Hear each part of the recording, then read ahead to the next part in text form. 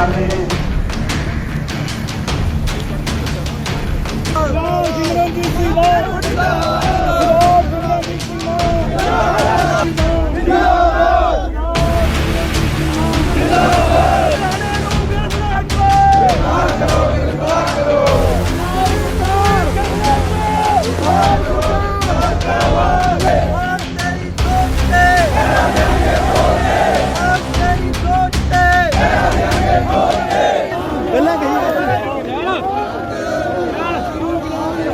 सारी साइड पे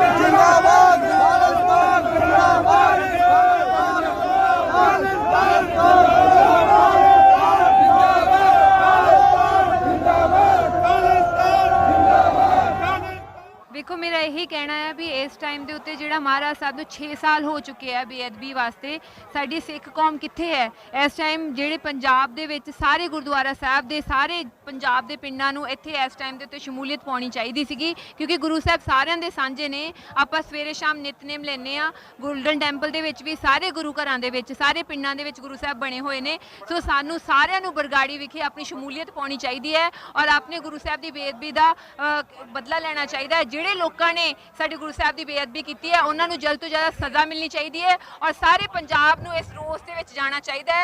जिस हिसाब नाल सिमरनजीत सिंह मान अंकल उन्होंने कहा है भी 15 अगस्त नूं सारिआं ने अपने घरां दे उत्ते पिंडां दे उत्ते काले झंडे लाने ने इस रोस वास्ते और मैं कहनी आ इत्थे रोज़ गिरफ्तारियां होंदियां ने जिवें 7 जाणियां दी गिरफ्तारियां होंदियां ने एवें पूरे पंजाब नूं जिहड़े गुरु साहब नूं मनदे ने जिहड़े गुरु धर्म नूं मनदे ने जिहड़े गुरु ग्रंथ साहब नूं अपना माई बाप मनदे ने उन्हां नूं गिरफ्तारियां देनियां चाहीदियां ने इत्थे आके और ये सरकार अगे अपना फैसला सुनाना चाहिए है कि जदों तक वो जो दोषियां नूं नहीं फड़िया जाऊगा उदों तक मैं खुद भी इत्थे आके अपनी गिरफ्तारी दूँ। दुनिया कौर मान जिहड़ी मशहूर एक शख्सियत है ਜਿਹੜੇ ਕਿਸਾਨਾਂ ਲਈ ਕੰਮ ਕਰ ਰਹੀ ਹੈ ਉਹਨਾਂ ਨੇ ਇੱਕੋ ਸਵਾਲ ਪੁੱਛਿਆ ਕਿ ਗੁਰੂ ਸਾਰਿਆਂ ਦਾ ਗੁਰੂ ਸਾਹਿਬ ਦੀ ਹੋਈ ਹੈ ਬੇਅਦਬੀ ਤੇ ਇੱਥੇ ਸਾਰੇ ਲੀਡਰ ਤੇ ਐਸਸੀਪੀਸੀ ਮੈਨੂੰ ਦਿਖ ਨਹੀਂ ਰਹੀ ਨਾ ਬਾਬੇ ਨਾ ਮਹਾਂਪੁਰਖ ਕੋਈ ਵੀ ਨਹੀਂ ਦਿਖ ਰਿਹਾ ਪਰ ਉਸ ਤੋਂ ਬਾਵਜੂਦ ਤੁਸੀਂ ਦੇਖ ਹੀ ਲਿਆ ਕਿ ਕਿੱਡਾ तकड़ा कट हो गया है। सारे पंजाब तो आए हैं हरियाणे तो आए हैं राजस्थान तो आए हैं तो कोई कसर नहीं छड्डी तो सब तो बड़ी चीज़ है कि ये अमन पसंद तरीके दे नाल होया। जदों मैनू इत्थों दे निज़ाम ने पुछया सी कि कोई तोड़ भन्न जां कोई रौला मैं कहा सी बिल्कुल नहीं होगा। सिख कौम बहुत डिसिपलिनड है ਤੇ ਜਿਵੇਂ ਇਹਨਾਂ ਨੂੰ ਹੁਕਮ ਹੋਊਗਾ ਉਸੇ ਤਰ੍ਹਾਂ ਕਰਨਗੇ ਤੇ ਤੁਸੀਂ ਆਪ ਦੇਖ ਲਿਆ ਗ੍ਰਿਫਤਾਰੀਆਂ ਵੀ ਬੜੀ ਅਮਨ ਪਸੰਦ ਤਰੀਕੇ ਨਾਲ ਦਿੱਤੀਆਂ ਗਈਆਂ ਸਾਰਾ ਕੁਝ ਹੋ ਗਿਆ। ਲੱਗਦਾ ਹੈ ਕਿ ਬਰਗਾੜੀ ਮੋਰਚੇ ਤੋਂ ਬਾਅਦ ਸ਼੍ਰੋਮਣੀ ਅਕਾਲੀ ਦਲ ਅੰਮ੍ਰਿਤਸਰ ਵੱਲੋਂ ਲਗਾਏ ਗਏ ਬਰਗਾੜੀ ਮੋਰਚੇ ਤੋਂ ਬਾਅਦ ਪਾਰਟੀ ਦੇ ਵਰਕਰਾਂ ਦੇ ਵਿੱਚ ਨਵਾਂ ਜੋਸ਼ ਭਰਿਆ ਆਇਆ। ਇਹਨਾਂ 'ਚ ਜੋਸ਼ ਭਰਿਆ ਹੋਇਆ ਤਦੇ ਤਾਂ ਆਏ ਆ ਹੈ ਨਾ ਤੇ ਇਹ ਤਾਂ ਤਿਆਰ ਨੇ ਹੁਣ ਇਹ ਜੰਗ ਲੜਨ ਨੂੰ।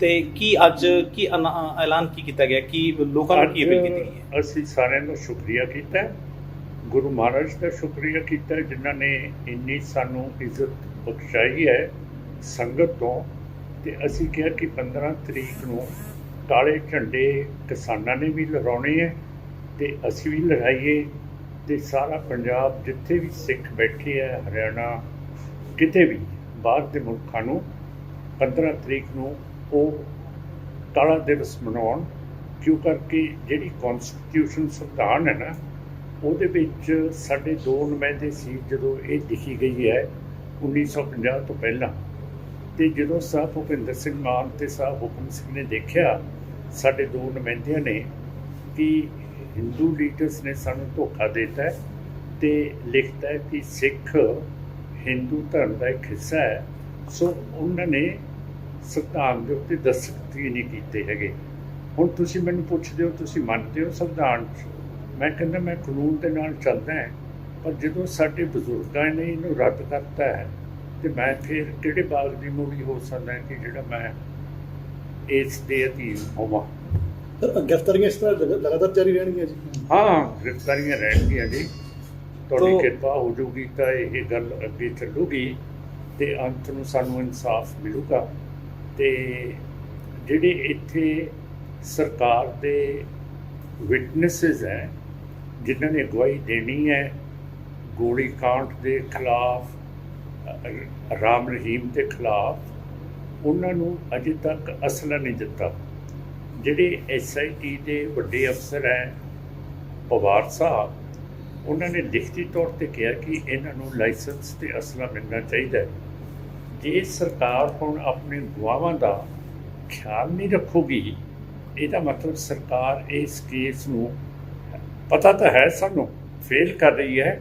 ਫਿਰ ਤਾਂ ਪੱਕਾ ਸਬੂਤ ਮਿਲ ਜੂਗਾ ਕਿ ਇਹ ਸਰਕਾਰ ਮਿਲੀ ਹੋਈ ਹੈ ਸਰਸੇ ਵਾਲੇ ਦੇ ਨਾਲ ਤੇ ਸੈਣੀ ਦੇ ਨਾਲ ਤੇ ਬਾਦਲਾਂ ਦੇ ਨਾਲ, ਤੇ ਇਹ ਸਾਡੇ ਨਾਲ ਧੋਖਾ ਹੋਊਗਾ। ਮਾਨ ਸਾਹਿਬ, ਇੱਕ ਤੋਂ ਬਾਅਦ ਇੱਕ ਜਿਹੜੇ ਵੀ ਬੇਅਦਬੀ ਮਾਮਲੇ ਦੇ ਵਿੱਚ ਲੋਕ ਗ੍ਰਿਫਤਾਰ ਕੀਤੇ ਗਏ ਸੀ, ਸਾਰਿਆਂ ਦੀਆਂ ਜ਼ਮਾਨਤਾਂ ਹੋ ਗਈਆਂ।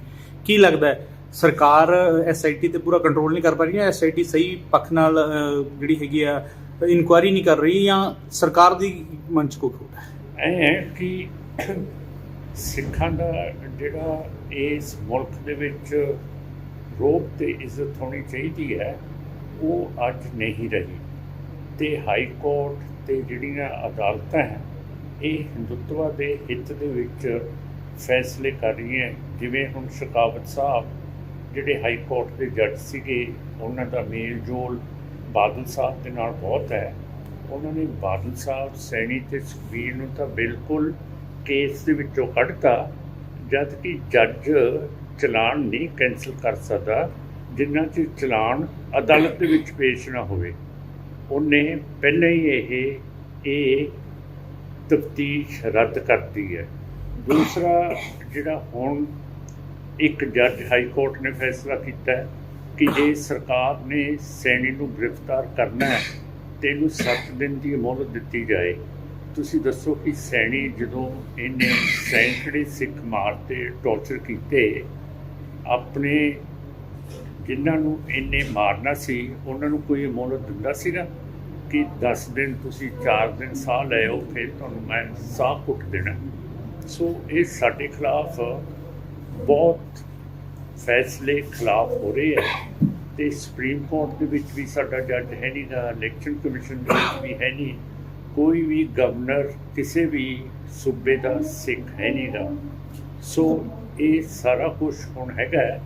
ਤੇ ਸੁਖਬੀਰ ਸਿੰਘ ਸਾਡਾ MP ਚੁਣਿਆ ਹੋਇਆ ਹੈ, ਉਹ ਐਤਕੀ ਪਾਰਲੀਮੈਂਟ ਦੇ ਵਿੱਚ ਹਾਜ਼ਰੀ ਹੋਈ ਨਹੀਂ ਦਿੱਤੀ ਹੈਗੀ ਉਸਨੇ, ਤਾਂ ਫਿਰ ਇਹ ਸਾਨੂੰ ਕੌਣ ਨੁਮਾਇੰਦਗੀ ਕਰੂਗਾ ਸਾਡੇ ਸਿੱਖਾਂ ਦੀ?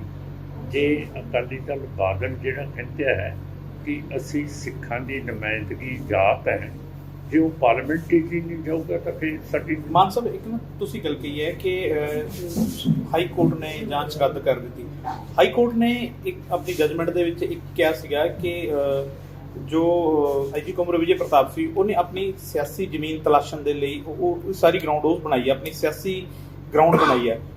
ਹੋਇਆ ਵੀ ਸੱਚ, ਉਹ ਆਮ ਆਦਮੀ ਪਾਰਟੀ ਸ਼ਾਮਲ ਵੀ ਹੋ ਗਈ। ਇਹਨੂੰ ਕਿਵੇਂ ਵੇਖਦੇ? ਚਲੋ ਠੀਕ ਹੈ, ਪਰ ਜਿਹੜਾ ਜੱਜ ਹੁੰਦਾ ਨਾ, ਜਿੰਨਾ ਚਿਰ ਅਦਾਲਤ ਦੇ ਵਿੱਚ ਚਲਾਨ ਪੇਸ਼ ਨਾ ਹੋਏ ਉਹਦੇ ਉੱਤੇ ਟਿੱਪਣੀ ਨਹੀਂ ਕਰ ਸਕਦਾ। ਜਾਂ ਤਾਂ ਇਹ ਜੱਜ ਇੰਤਜ਼ਾਰ ਕਰ ਲੈਂਦਾ ਕਿ ਜਿੱਦਣ ਚਲਾਨ ਪੇਸ਼ ਹੋ ਜਾਂਦਾ ਅਦਾਲਤ ਦੇ ਵਿੱਚ, ਫਿਰ ਉਸ ਚਲਾਨ ਨੂੰ ਬੁਲਾ ਸਕਦਾ ਸੀ, ਆਪਣੇ ਕੋਲੇ ਮੰਗਾ ਸਕਦਾ ਸੀ ਤੇ ਉਹਦੇ ਉੱਤੇ ਟਿੱਪਣੀ ਕਰ ਸਕਦਾ ਸੀਗਾ। ਇਸ ਤਰ੍ਹਾਂ ਗਗੋਈ ਸਾਹਿਬ ਜਿਹੜੇ ਚੀਫ ਜਸਟਿਸ ਰਿਟਾਇਰ ਹੋਏ ਹੈ, ਉਹਨਾਂ ਨੇ ਰਿਸ਼ਵਤ ਲੈ ਕੇ ਮੋਦੀ BJP RSS ਤੋਂ ਬਬਰੀ ਮਸਜਿਦ ਨੂੰ ਡਿਕਲੇਅਰ ਕਰਤਾ ਕਿ ਹਿੰਦੂਆਂ ਦਾ ਮੰਦਿਰ ਹੈ।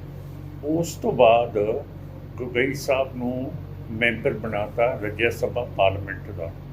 ਤੇ ਜਿਹੜੀ ਬੀਬੀ ਨੂੰ ਛੇੜਿਆ ਸੀ ਗੋਗੋਈ ਸਾਹਿਬ ਨੇ ਕਾਨੂੰਨ ਇਹ ਹੈ ਕਿ ਉਹਦਾ ਕੇਸ ਪੁਲਿਸ ਕੋਲੇ ਜਾਓ, ਪੁਲਿਸ ਤਫਤੀਸ਼ ਕਰੂਗੀ, ਫਿਰ ਜੱਜ ਉਹਦੇ 'ਤੇ ਫੈਸਲਾ ਕਰਨਗੇ। ਜੱਜ ਕਦੇ ਤਫਤੀਸ਼ੀ ਨਹੀਂ ਹੁੰਦੇ, ਉਹ ਤਫਤੀਸ਼ ਦੇ ਉੱਤੇ ਫੈਸਲਾ ਕਰਦੇ ਆ ਕਿ ਇਹ ਠੀਕ ਹੈ ਕਿ ਨਹੀਂ ਹੈ। ਹੁਣ ਜੱਜਾਂ ਦਾ ਇੱਕ ਬੋਰਡ ਬਣਾ ਕੇ ਆਪਣੇ ਹੱਕ ਦੇ ਵਿੱਚ ਫੈਸਲਾ ਕਰਾ ਲਿਆ ਗੋਗੋਈ ਸਾਹਿਬ ਨੇ ਤੇ ਮੋਦੀ ਸਾਹਿਬ ਨੇ।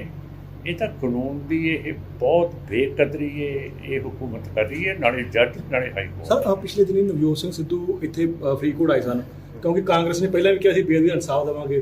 ਹੁਣ ਉਹ ਵੀ ਇਹੀ ਗੱਲ ਕਹਿ ਰਹੇ ਆ ਕਿ ਮੇਰਾ ਸਾਥ ਦੇਣ, ਮੈਂ ਇਹ ਸਾਰੇ ਮਸਲੇ ਚੁੱਕ ਕੇ ਇਨਸਾਫ ਦਊਂਗਾ। ਤੇ ਅੱਜ ਸਾਡਾ ਸਾਥ ਹੀ ਹੈ, ਹੋਰ ਕੀ ਲੱਭਦੇ ਹੈ?